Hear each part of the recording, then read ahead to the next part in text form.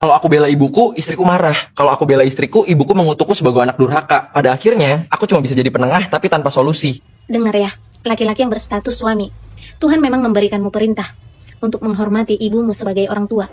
Tapi kamu jangan lupa, Tuhan juga memberikanmu perintah supaya kamu mencintai, melindungi, menyayangi istrimu seperti engkau menyayangi dirimu sendiri. Sekarang semuanya kembali pada dirimu sendiri. Seberapa bijak kau sebagai seorang laki-laki? Karena tidak akan mungkin Tuhan memberikan dua perintah sekaligus. Apabila perintah itu saling bertabrakan dan saling bertentangan, tidak mungkin itu. Yang perlu harus diperhatikan oleh laki-laki yang bergelar suami adalah kau itu harus bisa menyeimbangkan antara ibumu dan istrimu. Hadirlah pada ibumu sebagai seorang anak dan hadirlah pada istrimu sebagai seorang suami.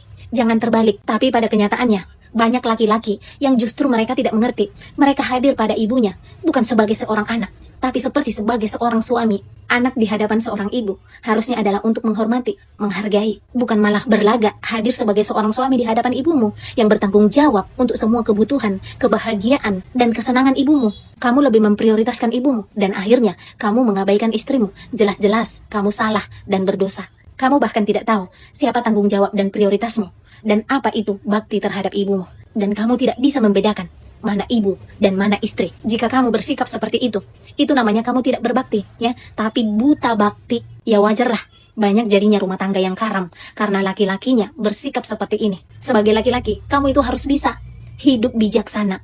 Kamu bisa berbakti kepada ibumu sebagai orang tuamu tanpa harus mengabaikan istrimu. Demikian sebaliknya, kamu bisa menyayangi dan mencintai istrimu tanpa harus durhaka terhadap ibumu. Bagaimana caranya supaya bisa seperti itu? Yaitu kamu harus dewasa dan kamu harus sadar dan kamu mengerti apa sebenarnya tugas seorang anak terhadap orang tuanya dan apa tugas seorang suami terhadap istrinya.